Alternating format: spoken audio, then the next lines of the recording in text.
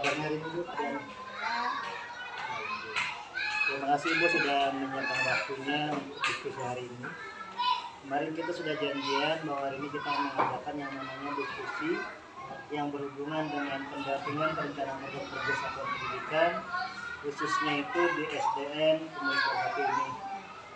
Kemarin juga kita sudah, Ibu sama kepala sekolah sudah menyerahkan rapor pendidikan di tahun ajaran 2024 kemarin. Kemudian saya sudah membaca juga nih yang berhubungan rapor pendidikan. Yang pertama itu adalah bagian dari identifikasi, kemudian dari akar masalahnya sampai dengan apa yang mau dibenahi. Nah, ketika saya lihat di rapor pendidikan Ibu, itu ada beberapa hal yang ditampilkan. Yang pertama untuk literasi, muridnya baik, capaiannya di tahun 2023 kemarin. Kemudian kemampuan numerasi muridnya juga baik, naik. Kemudian untuk karakter muridnya juga baik.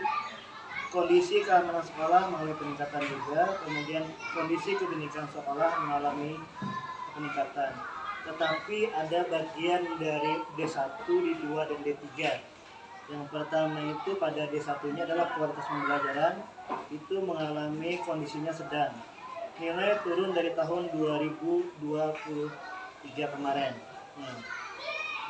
Apa kondisi pendidikan yang sekiranya yang menimbulkan akar masalah nih yang berhubungan yaitu kualitas pembelajaran? Dari hasil poster rapor pendidikan kami, Bapak, pada tahun 2024 ini kami masih mengalami penurunan di dalam kualitas pembelajaran, terutama yang berhubungan dengan metode pembelajaran. Nah, di dalam metode pembelajaran ini sangat terlihat hasilnya bahwa kami sebagai satuan pendidikan masih perlu banyak mempelajari metode interaktif dan sebagainya dari pembelajaran yang berkualitas. Jadi perlu ada banyak lagi belajar bagaimana mengenali metode-metode pembelajaran yang bisa interaktif dan inovatif di dalam kelas. Kemudian lagi kami sangat mengharapkan setelah ada nanti kita belajar secara mandiri atau kita juga mengadakan kegiatan workshop di lingkungan sekolah kami ini, nanti kami sangat mengharapkan kita semua guru-guru di sini bisa mengimplementasikannya di dalam kegiatan pembelajaran. Dan tentunya sekolah juga harus mendukung kegiatan tersebut. Nanti akan digerakkan kegiatan komunitas belajar. Jadi di dalam kegiatan komunitas belajar ini guru-guru akan bisa belajar bersama.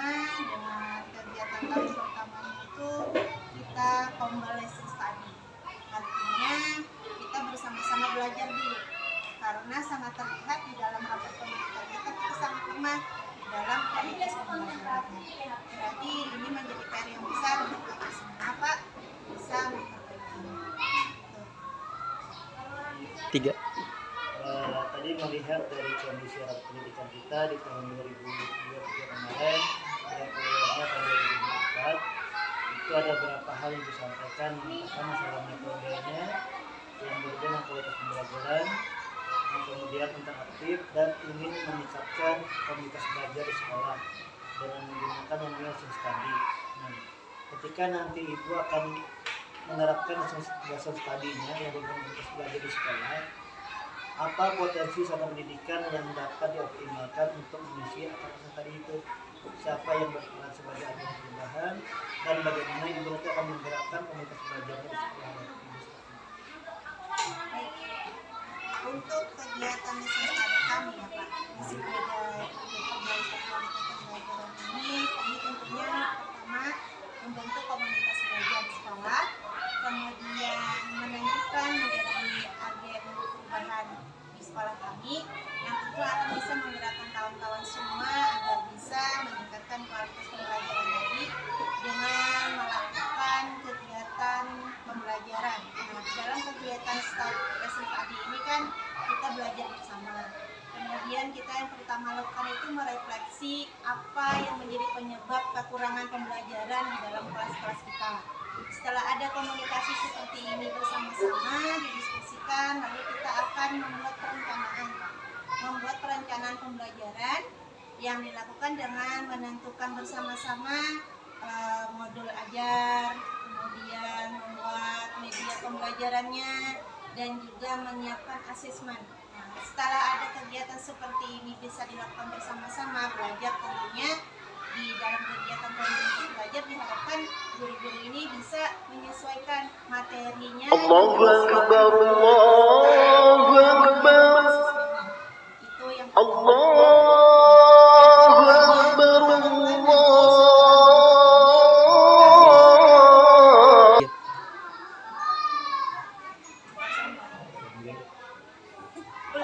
Setelah ada kegiatan membuat perencanaan tadi bersama-sama, membuat modul ajar, media, serta asesmennya, kami tahap berikutnya menginginkan ada kegiatan praktik mengajar. Praktik mengajar dari apa yang sudah direncanakan bersama-sama itu dibagi per kelompok, dan ini disesuaikan jam efektif mengajar guru. Jadi di saat pelaksanaan ini tidak mengganggu jam efektif kawan-kawan mengajar di kelas yang lain. Misalkan di saat ada pembelajaran di kelasnya itu ada pelajaran olahraga, nah itu kan pas jam kosong Pak. Nah itu bisa guru tersebut bisa menjadi observernya, yang mengamati kegiatan kawan-kawan yang lain mengajar. Nah dari kegiatan mengajar ini, si pengamat ini bisa nanti memperhatikan, memberikan ibaratnya penilaian bagaimana anak-anak mengikuti pembelajaran, apakah mereka aktif atau mereka kurang aktif atau tidak sama sekali menyukai dengan apa yang diajarkan oleh gurunya. Dan ini menjadi suatu catatan buat guru agar bisa dibikin jurnal, menjadi catatan buat mereka bagaimana peningkatan pembelajarannya, apakah sudah baik atau belum, agar bisa lakukan lagi perubahan-perubahan peningkatan pembelajaran di berikutnya. Jadi kata kuncinya adalah guru secara bergantian akan mengobservasi dalam kelas, tapi di siklusnya yang ketiga itu ada presentasi, ada pembela sekolah, kemudian kegiatan dilaksanakan juga di jam efektif, terutama ketika ada jam pelajaran agama, olahraga di kelas masing-masing, maka dia sebagai observernya di kelas lain untuk mengamati perubahan perilaku yang dilakukan oleh siswa di bawah pembelajaran yang ada seorang guru. Nah, ketika ini nanti apabila masalah dapat diatasi, kira-kira apa aspirasi terkait perubahan kondisi saat pendidikan yang terjadi nanti sekitar kita sudah menjadi 1 tahun nih, sekitar 3 sampai dengan 5 tahun ke depannya. Jadi ini tahun pertama kita tadi menggunakan modulasi studi. Ulangi Pak. Aspirasi saya sebagai kepala sekolah untuk tahun berikutnya di tahun pertama tadi rasa studi. Berikutnya di tahun kedua kami ingin kawan-kawan bisa membuat video pembelajaran. Nah, jadi setelah mereka belajar 1 tahun bagaimana mempelajari metode pembelajaran, bagaimana mengimplementasikannya di dalam kelas. Nah, di tahun kedua ini mereka membuat video pembelajaran yang benar-benar diharapkan bisa melakukan perubahan perilaku siswa.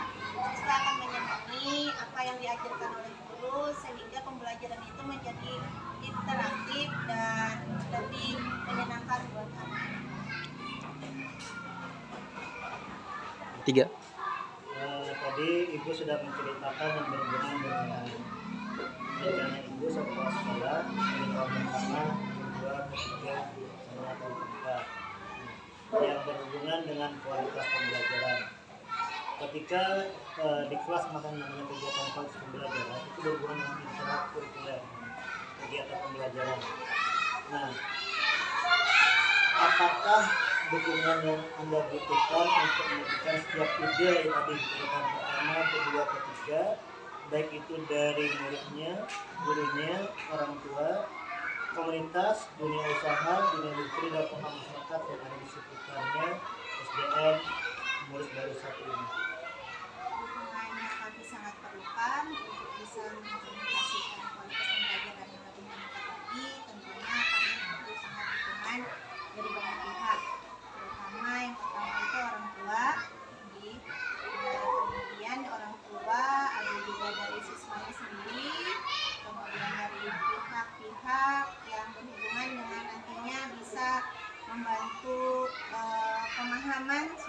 tentang pembelajaran, misalkan tentang kita ada kegiatan masalah kesehatan yang berhubungan dengan pubertas. Nah, biasanya ini dari tim puskesmas akan membantu kami mensosialisasikan bagaimana bisa menjaga kesehatan kalau sudah mengalami masa pubertas dan bagaimana bersikap dan perilaku kalau sudah mengalami pubertas sehingga tidak ada istilah pelecehan, tidak ada istilah penyalahgunaan obat-obatan terlarang. Nah, seperti itu kami sangat perlu bantuan dari puskesmas salah satunya.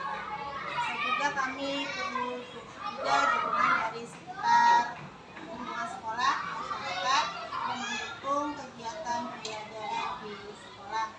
Misalnya kita di sini ingin bercocok tanam nih Pak, hidroponik. Nah, di sekitar kami ini ada alhamdulillah tetangga sekolah kami ini yang beliau punya kebun.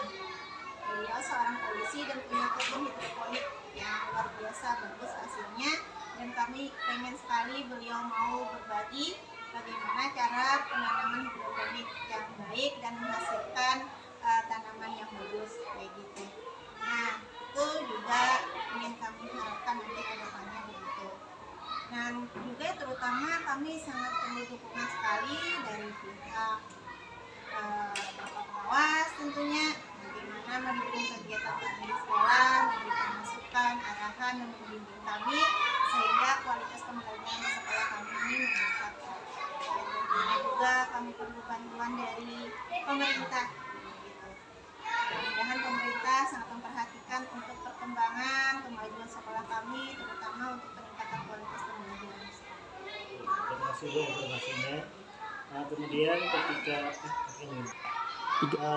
tadi berhubungan dengan kualitas pembelajaran, pasti akan berhubungan dengan guru kelas lainnya, yaitu kelas 1, 2, 3, 4, 5 sampai dengan guru agama dan olahraga. Apakah Ibu sudah ini mengakseskan kebutuhan dalam kegiatan pembelajaran yang dilaksanakan di setiap kelas? Untuk ini, alhamdulillah kami sudah melaksanakan di dalam kegiatan rapat kedinasan.